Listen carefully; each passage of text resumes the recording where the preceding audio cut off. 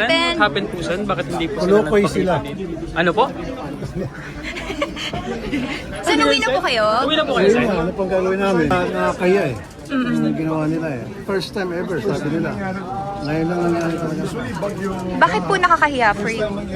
Ay grabe eh. Inostis natin taong bayan. Walang trabaho kami. Walang trabaho kami nagagawa ngayon. In fact, nakita naman maraming bisita dyan. Oh. Meron pa rin po yatang CA na pending. Tatlong Opo. generals mag-retire na, kawawa naman. Hindi sila mag-promote, doon pa sila mababang rango. Dahil sa kagawa nila, may tatlong generals sila kinawawa.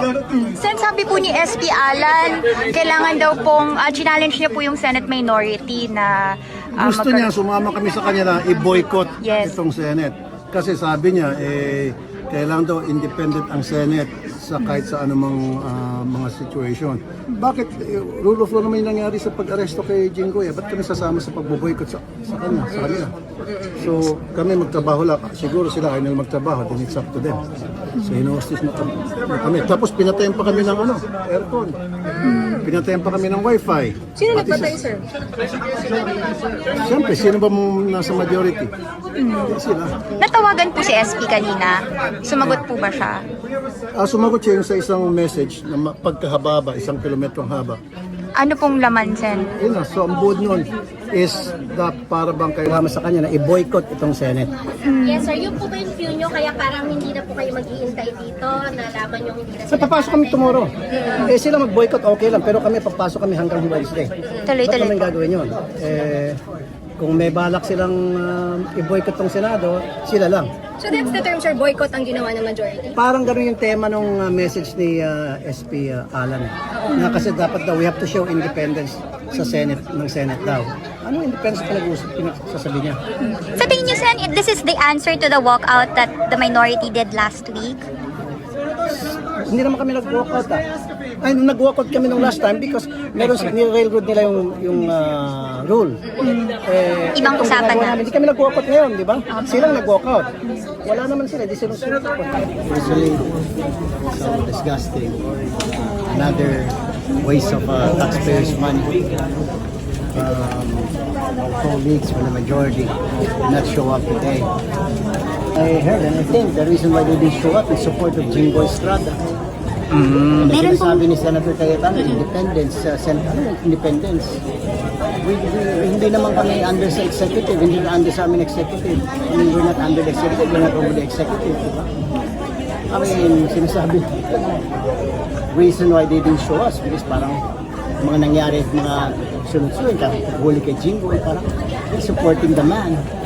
The ombudsman's just doing his job.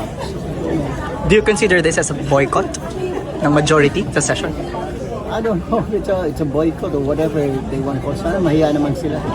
Pero sir, I mean, we're paid. I mean, you guys are paying us our salaries. Then you don't come to work? What the heck? May panawagan doon, sir, for the Senate to go silent para daw doon sa independence. Your response to that? No, of course not. You wait for a statement or a joint statement. Of course, definitely not. Well, what independence? We've been independent all along. We're not under the Senate. We're not under the executive. We're legislative, diba? We're different. Okay, 3 branches of government, and we're one of them. I don't know what they're talking about the independence. We are independent ever since. Ano, minamanipula kami ng Malacanang? No, of course not. I'm very, very frustrated. Very, very frustrated. Nakakahiya. Pag ordinary empleyado, pisante, suspendido, memo, pag senador, ganun-ganun lang. And this is the first time na hindi naman force majeure, wala namang bagyo, lindol, whatever, wala namang pandemic. Hindi man lang nagsabi ka ng reason. Boycott for what? Boycott dahil hinuli si Jinggoy? It's not enough reason for you, sir. You boycott because one of us was arrested. Sinasabi na nga dati, bakit walang nahuhuli, bakit walang kinakasuot? Ito na, hinuli. What happened? A boycott. Alright, mag-reaction tayo dito mga kababayan no, sa nangyayari ngayong hapon. Hindi po sumipot itong majority senators or majority bloc dito sa kanilang sesyon sa Senado ngayong hapon mga kababayan. At halatadong pikon na pikon no, itong sila Tulfo, sila Rapi Tulfo at Erwin Tulfo. At tinawag pa ni Rapi Tulfo na mga kulukoy itong mga majority senators dahil hindi nga po sumipot mga kababayan. Nakakahiya daw no, yung ginawa ng majority senators dahil hindi nga pumunta doon sa kanilang sesyon mga kababayan. At pati rin itong si Erwin Tulfo ay gigil din at pikon dito sa nangyayaring hindi pagsipot ng majority mga kababayan at tinawag niya pang boycott daw yung ginawa ng majority dahil lang ay nakulong or inaresto itong si Senator Jinggoy Estrada mga kababayan. Nakakahiya daw yung ginawa ng majority. At sa tingin ko na dumagdag dito sa pagkapiko nila dahil pinatayan daw po sila ng aircon doon sa session hall mga kababayan, pati wifi no. Pinatayan daw po sila kaya itong si Rapi Tulfo ay bumanat mga kababayan laban dito sa mga majority senators no. At hindi nga po sumipot yung majority senators kasi sumama po silang lahat no doon sa Campo Crame no na dinalhan ni Senator Jinggoy Estrada. Sumama po lahat ng mga kaalyado ni Senator Jinggoy itong majority mga kababayan. Kaya hindi na po sila pumunta dito sa Senado sa kanilang nakataklang sesyon sana ngayong alas 5 ng hapon mga kababayan. Samantalang sinabi naman dito ni Sherwin Gatchalian na labag daw po sa rules no yung ginawa ng majority senators dahil hindi daw po sila in-inform yung minority na hindi pala matuloy yung kanilang sesyon ngayong hapon.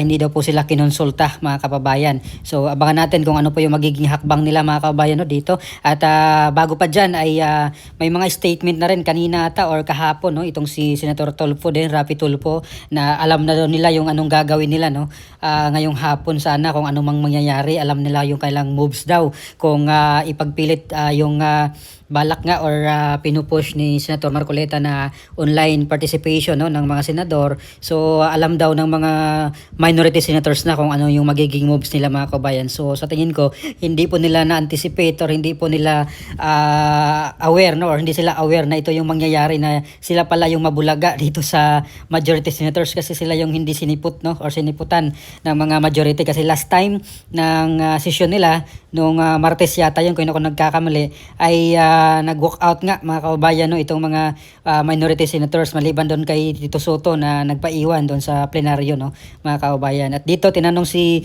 Rapi Tulfo naman kung ito ba yung ganti daw ng majority doon sa pag-walk out nila nung nakaraan. At sinabi niya na hindi naman daw sila nag-walk out tapos biglang naalala siguro niya na nag-walk out pala sila. So ganon mga kababayan yung nangyari no. Nakatikim sila kung paano yung ganti ng majority senators no, sa aking palagay. Yung ginawa nila nung nakaraang linggo ay natikman nila ngayon mga kababayan no? Parang taste of their own medicine no? Yun yung pakiramdam na nilayasan no? ng mga kasamahan nilang senador mga kababayan. Pero sila ngayon ay sila galit no? Dito sa ginawa ng majority senators mga kababayan. Kumbaga sa aking opinion ay ito na yung ganti sa kanila nung ginawa nila nung nakaraang linggo nga mga kababayan. Kumbaga taste of their own medicine no nung pag-walk out nila dito sa nakaraang sesyon nila. So alam po natin mga kababayan na talagang naghihintay lang talaga itong minority na agawin yung liderato ng Senado mga kababayan kasi nabawasan na po ng isa yung majority senator. Nakulong na si Senator Jinggoy at non-billable po yun no. Hindi po siya pwedeng makalabas na not until na pawalang visa siya no or hindi siya ma-convict or ma-acquit siya dito sa kasong kinaharap niya mga kababayan na plunder no.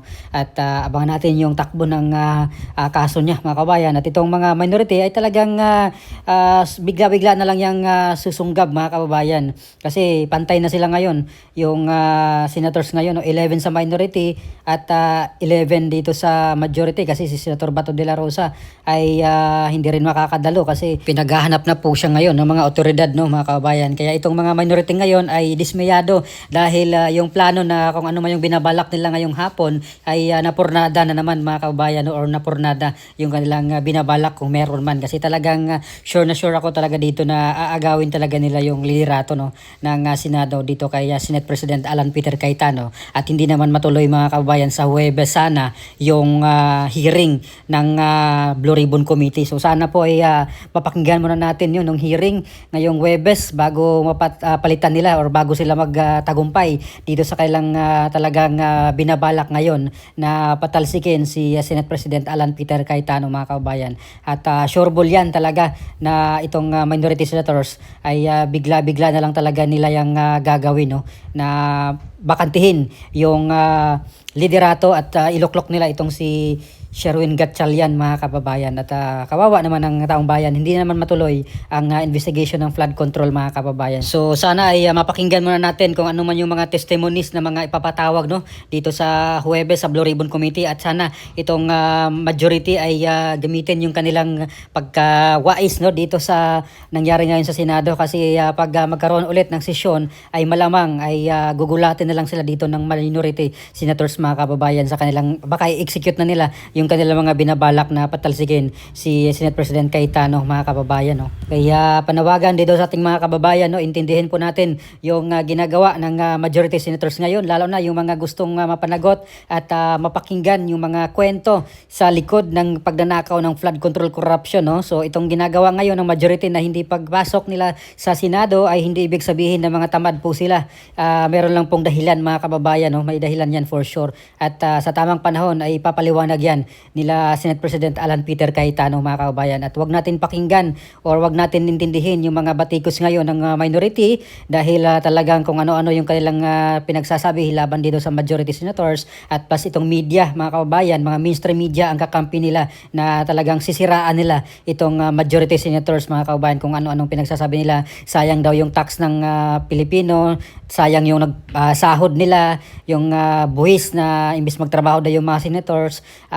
Intindihin po natin may dahilan po mga kababayan dito ang majority senators, at sa tamang panahon ay ipapaliwanag po yan ni Senate President Alan Peter Cayetano. At sinasabi ng mga minority senators sila Kiko Pangilinan na handa daw po silang magtatrabaho mga kababayan, pero nung nakaraan ay nag-walk out nga sila. So anong tawag doon? Trabaho naman din yun mga kababayan, no? Bakit ayaw nilang makipagdebate kay Senator Marcoleta nung time na yon, pero mas pinili po nilang mag-walk out, mas pinili po nilang hindi magtrabaho nung araw na yun, nung pag-walk out nila. Pero ngayon na hindi na po sumipot yung majority, ay sila naman yung nagnangak-ngak ngayon na willing daw silang magtrabaho or handa silang magtrabaho kasi nga pinasahuran sila ng taong bayan. So yun yung gusto nilang palabasin ngayong naratibo mga kababayan, na sila yung willing magtrabaho at yung majority senators ay hindi willing magtrabaho mga kababayan, samantalang ginawa na nga po nila nung una pa yan mga kababayan, nung nag-walk out sila. So sana hindi sila nag-walk out, nakipagdebate sila doon kay Senator Marcoleta nung time na yon. Pero ngayon alam na nila yung pakiramdam na hindi siniputan, no, ng mga kasamahan nila sa trabaho, at ang dami lang mga pinagsasabi ngayon against dito sa majority na kung ano-anong sinasabi nila mga kababayan. So ano pa masabi nyo dito? Please comment down below. Maraming salamat. God bless po sa ating lahat.